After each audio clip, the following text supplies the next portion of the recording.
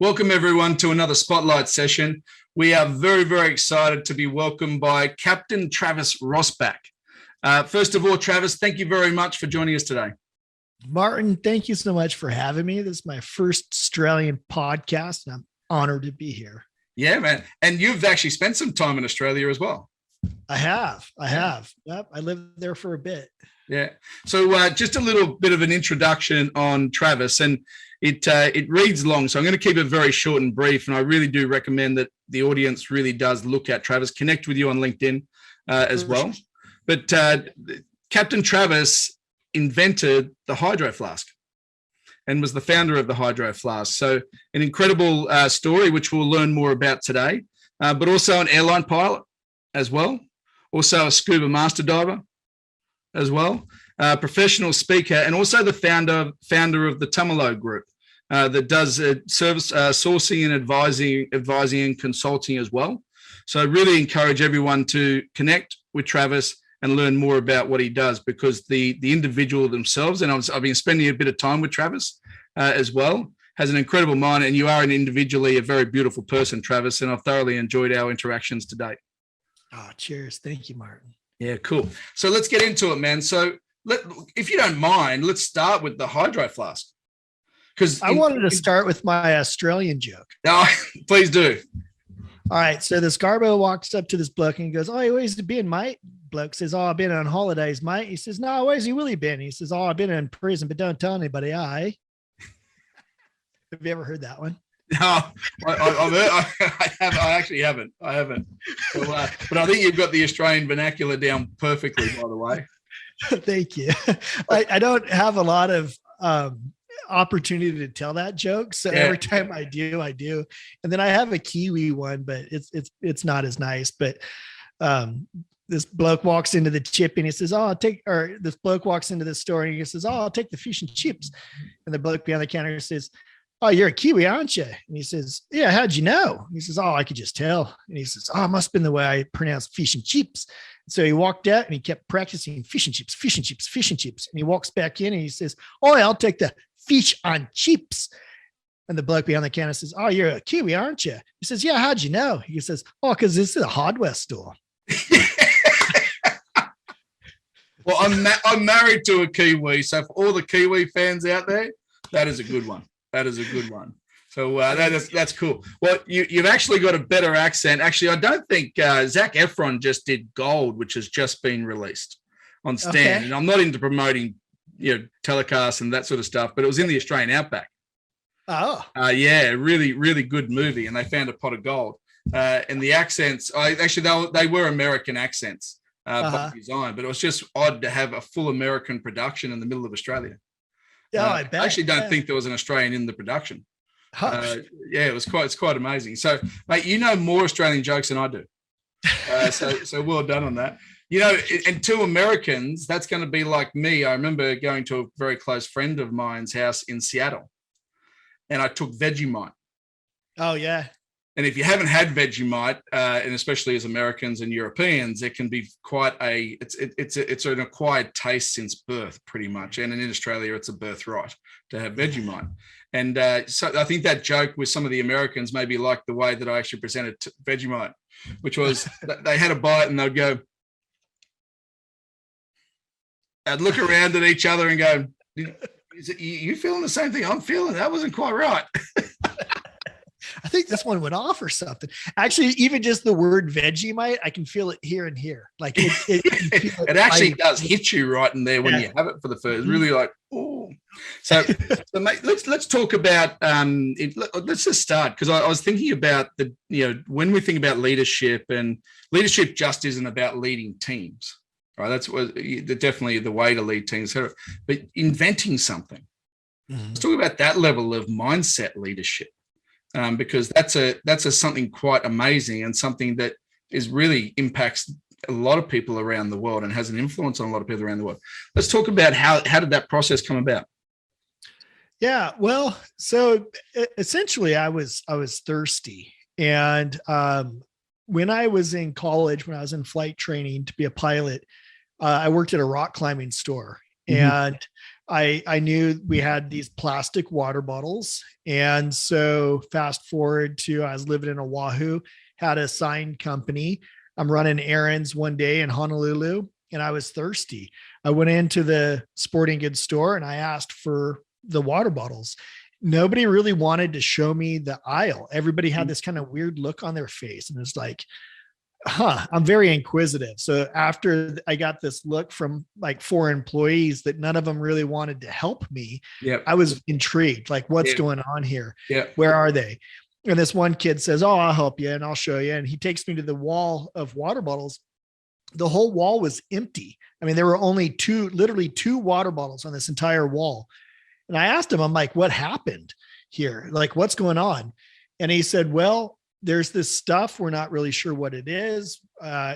We don't even know what it's called, but the owner is French. She was out in Europe and she heard about this chemical in plastic and it could be harmful. So as a precautionary measure, she had us pull all the water bottles. Now, this is it. And I asked him, I'm like, well, who's going to fill up this wall? And he said, nobody. There's nobody else to do that. And honestly, Martin, it came in the back of my head and it came right out my mouth. And I said, I will do that. Yeah. And I thought, oh, Jesus, what have you done, Travis? Like, you can't just talk shit like that, man. Like, come on. Yeah. And the guy laughed at me, but in the amount of time that I said it and he laughed at me, I saw the future about 10 years forward. And I was up on stage and I'm on stage talking about this highly successful water bottle company. And I just kind of looked at him and I kind of shook my head. And was like, yeah, I don't know what just happened either, but I got a water bottle company to grow. I got to go, man. And so that's kind of how it started. And then, it started from there. Yeah. Fantastic. And so the embryo of an idea, a little bit like StratApp, when we thought about StratApp, when Ash and I got together, and then it's the big jump from thinking about something to doing something. Walk through the leadership process in that, because having an idea is great, but no idea is great unless you execute upon it, and you can't execute alone. Right. So is there a step that you take that is very structured in your mind? Well, it was a whole new industry basically. And so, fast forward a few weeks and I was in Shanghai looking for a water bottle factory. And I got to the factory that the whole reason I went to Shanghai was to meet with this one water bottle factory. And they basically said, no, we just do plastic. If you want to do plastic, let's do plastic. And dang, like, what do I do next? And just as I was about ready to leave the factory, this guy came up and he said, hey, I got a cousin and he helps people find factories. You might want to talk to him. So he wrote out on the paper how to get to the train station and then what ticket to buy to get down to Hangzhou, and took off to Hangzhou. And, thank goodness I was the only white guy amongst 20 million people at this train station. I stood out. And this woman came up and said, you must be Travis. We've been waiting for you. It's like, oh, thank God, cause I didn't know what I was going to do. And, this is like circa 2007, 2008, and there wasn't a lot of English, and it was a totally different country back then. And so we just started driving around talking to single wall metal water bottle factories that just kept telling us, no, this double wall vacuum insulated idea was no good. My grandpa I have it right up here on the wall, but my grandpa had an old school thermos that has glass on the inside, and it's real thick and real heavy, and it always stunk, and it always seemed dirty, and it just seemed like kind of cool, but kind of just not practical. And so I thought, well, why don't we just take the glass out, put metal in, make it way smaller, way more portable, way easier to use. So I drew out a bunch of sketches, and I had, literally like a piece of paper with, crayon drawing on it. Like, hey, this is what I want to do. just so happens to look just like a dive tank, which I just put this together like last week. Like, I can't believe I drew out a dive tank after all my research and all of my effort. Like, I basically just drew a scuba tank for the first bottle, totally subconscious. But finally, yeah, we found a factory that said, yeah, we're willing to take that risk. And that's how we found it and started. Yeah, fantastic. You've naturally got an adventurous entrepreneurial mind, right? It doesn't, and even you and I were talking earlier about opportunities that were raised. You were never hamstrung by the next thing. You always just kept, and it's quite amazing. And I get it really a sense in your spirit. So as you look at that nature, the way your brain works, there's a lot of structure. There's a lot of, detail that needs to get executed upon that. Right. Yeah. How do you tackle that? It kind of sometimes feels like a dichotomy. And I've been described as a dichotomy. I don't like rules, and I don't like regulations, and I don't like higher authorities. And I have a bit of a, I don't know, there's probably some psychological word for me. Like, I don't do well with higher ups telling me what to do, authoritarian type people. But at the same time, I do very much, sort of follow the laws and follow the principles and follow the rules, when I find that they apply to me or to us. But if they don't, well, then, fuck them. I'm going to go do my own thing. And as long as nobody's going to get hurt and nothing, nothing nefarious is taking place, I don't mind kind of stepping aside or pushing the boundaries a little bit to make sure that, we get through this, stupid bullocks that is holding us back for arbitrary purposes. Which even your example of when you're in Shanghai and everyone was saying no, well, that wasn't good enough. I've got to go find this. Yeah. I came a long ways. Like, I spent like a lot of money to get there. And, like, I could have failed, but at the same time, it really just was not an option. Yeah. So talk about your leadership style then, because you're to me, you're very interesting from an audience perspective, because, I mean, we've had executives in very, in top companies and small companies and sports people and all these. You're the true call it entrepreneurial spirit, right? And you seem to run to a beat that everyone is their own CEO, which is something I really like. I love that. To me, there is no hierarchy in life, right? Albeit we were raised that way. And as a previous spotlight a guest talked about, we run 400-year-old practices, and we wake up thinking it's how we're going to lead into the future. Right. But it's not.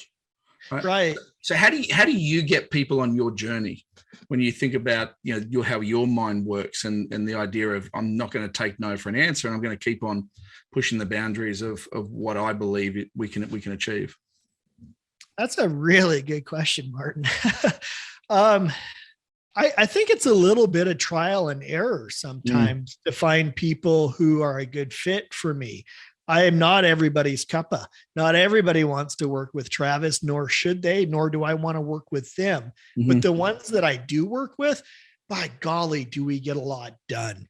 And another thing that I have that's kind of a conundrum for me is that, like with Hydro Flask and with a lot of my life, if I am very passionate for whatever reason, whether it just strikes me where I stand or it's something that I start to accumulate over time, typically though, my passions come very hard and very fast. And when that happens, it's almost as though I really can see the future and I can see what is going to happen way down the line. It's just a matter of talking everybody around me into having that vision and slowing down and speaking human to people around me to, okay, folks, here's what we need to do because that's where we're headed. And it freaks some people out. And, it was tough as a startup because we didn't have enough money to hire all the people that I needed to help go down there. And and higher the caliber and the education levels because I don't have any business degrees or anything. I have no fancy letters after my name when it comes to the business world. Yeah. So I had to hire those people in, and then talk them into my long-term vision. Yeah, I love that. So you touched two things on. There's a piece that I really, really like about what you said early, and then you talked about set the vision. Right, it's critical we set the vision that's in English that allows people to really understand it. Right. Yeah, for me, it feels like I have to slow down and I have to figure out a way to articulate it in bite-sized chunks that people can say, oh, I understand what he's saying. There were more often than not, I would go home on the weekends from Hydro Flask, and I would just go in these almost like a manic state where it would just flow right through me, and I would grab a pen and I'd just start scratching. I would just write and write and write, and I'd start going in circles, and it was almost like this like mad scientist artist kind of weird. Like I'm glad nobody got any video of it, but then at the very end, in the very center of the page, there would be like 2 or 3 words. I'd be like, aha, that's it. And I'd go in on Monday and I'd say, hey, everybody, this is what we're doing. And they'd all kind of go, oh, fuck, Travis, like you did this last week and we're still working on what you told us to do last week. We just don't have enough manpower. We don't have enough resources. And so it's like, yeah, but you want to understand, this is the answer right here. This is how we're going to do it. And so typically I would go out and I would execute these plans, and then I'd come back to him and say, see, this is how I did it. Yeah. And then we'd start to kind of dissect, how did Travis get that accomplished? And so I started to learn how to communicate better with people, because I'm kind of an entrepreneur. I kind of a one-man lone wolf when it comes to a lot of my life. And so to work with teams is kind of alien for me. And I'm not naturally, like, I'm really good at teaching. I loved scuba dive instructor. I loved teaching people to go into this alien world and come out alive. Yeah. But dealing with people on a day-to-day basis, it's kind of difficult for me because I have to remember to be nice and mind my manners. And these people have feelings, Travis, you got to be nice to them. Yeah. When all I really want to do is I want to be down there, and I know I can do it. It's just who's coming with me. Yeah. Which you touched on the second point, which I really, really love. And I think it's, part of this program is about, we look at all leaders, right? Whether they're aspirational leaders, whether they're leaders today, or whether they're very experienced leaders. Everyone should be looking at the next gen side of not what we've done in the past, but how we're going to lead into the future.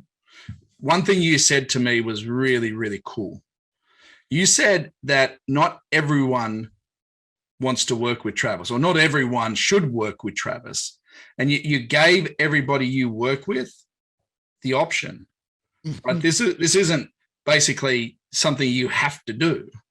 This is, if you understand where we're going, hey, I'll break it down for you in bites and we can get there. And hey, we're going to pivot. All right. That's what we do. We pivot to get to the answer. But if you're in, let's go all the way in. But if you're not in, that's okay as well. And I don't see that level of, call it authentic in a way, but in a way that allows people to have a choice, because people feel sometimes that they need to follow somebody that they don't quite get. And that's not the case. Right? I remember very clearly telling one of our employees, I said, and he was a good fit. He was a good guy and we got along great, and he was a good employee and everybody liked him and he liked everybody. And I told him, I said, my goal for you is that you go work somewhere else in 10 years and you're doing something radically different from now. I mean, like, get as much as you can from this, grow as much as he was real young. And I said, grow as much as you can, but my God, I want you to go do something bigger and better than just working for somebody else's company. Yeah. And he got pissed. he's like, how dare you tell me that? You're supposed to tell me to stick with you for life, and I need to be here for the rest of my life, and I need 401ks. And he, in his mind, he wanted that 40-hour work week, 40,000 a year, and he was going to work for 40 hours, for 40 years at my company. And for me, like, that's the furthest thing from my mind. Like, why would I want that for anybody else? But I hadn't really put that together, Martin. That's accurate. Yeah. Yeah. That's very cool, man. So let's talk about being the founder of Tumalo Group. Yeah. So really keen to understand what you're doing there and how you're helping other organizations and individuals become better at what they do.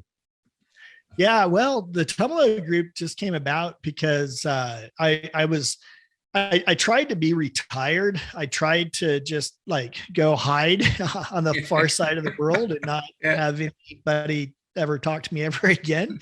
And I missed business too much. I really, really enjoy bringing products or ideas and products, especially to fruition. And a lot of our friends and family over the years and all around the planet would say, hey man, could you help me out? I got this idea. I want to see what you think about it. Or, hey, I need help with business. And everybody had an idea all of a sudden. And now they, started coming to me. So I started the Tumalo Group just with a really good Rolodex. And like, I have an employee now, but it was just myself and my Rolodex. And we have a lot of sourcing manufacturing partners that I've been working with for decades, which makes me feel old, but for a long time. Well, when I said next gen, it's everyone.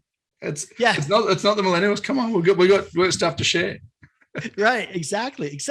And so, we do sourcing and we do business development and advising and coaching. And basically what I like to think of it is like, wherever you are with your business, I help take you to the next level or where you want to go. Yeah. Love it. I'm going to, there's one area that I'd love to sort of close in on as we bring to a close the spotlight session. You say the word ideas a lot, and you're an ideas man, right? And it's typically what I've got a sense for you. It's very experience orientated. When you see something, you feel something, you hear something, and then you're sort of in your brain. And you and I are very similar and cut from the same cloth from that. When you have other people sharing ideas, when you're working with a group of people, or hey, there's something quite not right in there and you're drawing these circles and you're trying to crack it all yourself. How do you embrace and engage everybody on sharing, being open to sharing ideas and really having a thought of what they think can help us achieve this? And I'd love to get your thoughts on that. Yeah, that's probably the hardest part of what I do is like in the industry, there's a phrase that I heard and I don't really like it, but it's, you have to tell people they have an ugly baby. Like, I'm sorry that you got an ugly baby. This product's probably not going to work. You're ahead of your time or you're behind your time, or we just need a different rendition of this. But sans all of that, for the most part, if we kind of get through the first, initial blush and the initial, we could work together really well. People share their ideas. If I'm passionate about it, and there's not a lot of things that I'm not passionate about when it comes to business and ideas and growing products, but if I had that interest in their product or their idea, I can get that same sort of, it's almost like I can channel, or I kind of I get these, I call them downloads, where I can see damn near word perfect how to execute this or that facet of the business or the whole business as a whole. So I know that typically, like, after I hang up with somebody, and if that night I'm out walking the dogs and I get the whole vision of their company, it's like, they're going to be a great client. They're going to be somebody I really want to work with. If it's somebody who we hang up and they were cool and everything was great, but I don't really remember what their product was, then I know that that's typically not going to be something for me or for us. And it's actually, it's kind of nice being at the point where I can turn down business and say, nah, I'm sorry, mate. Like we we're not going to be a good fit. Yeah. I love your mate reference, mate. You should say, and I just said it then too. It's an Australian vernacular, but it just rolls off the tongue with you, which I love. The interesting part for me, as I mean, the entrepreneurial side of your mind is amazing, right? It's incredible. And then when you talked about setting the vision, breaking it down to shorter chunks, not just to explain to somebody to say this is what we need to do in the short term to achieve where we're going. Right. And then we talked about ideation, like ideas, and that flows. That should be with the underlying belly of every company. Right. It's got to be, how do we harness everything in that? You actually just explained straight out. And I don't want to give it a plug, but that's exactly the structural element of the way that we think about how an organization sets the context, then engages everybody around that. And I find that a lot of the larger corporations forget that. They kind of get to a point where this is the way we've been doing it for 50 years. Well, fuck that, man. Like, come on, you need to shake it up. And typically they realize that they have that moment of, oh, maybe we do need to shake it up when their numbers start to slip, when people are voting with their dollars and they no longer vote that direction. And so I'm very fortunate that I get to work with some of the large Fortune, whatever number companies that are starting to lose that little bit of touch with reality and that touch of humanness that they used to have as a small startup. But now that they're a massive corporation, they're further and further removed. Yeah. So the Tumalo group, definitely check it out. Reach out to Captain Travis as well. Captain Travis, thank you very much for a incredibly inspiring and thought leadership session. You're an amazing individual. Oh, Martin, I really appreciate it. Next time, let's do this in person, and I'll come to Brizzy. Yeah, cool. And that's Brisbane in the background for all the audience as well. I'll get a daytime photo as well. But mate, thank you very much for joining us, and I thoroughly look forward to continuing our relationship. I did too, Martin. Thank you so much. Awesome.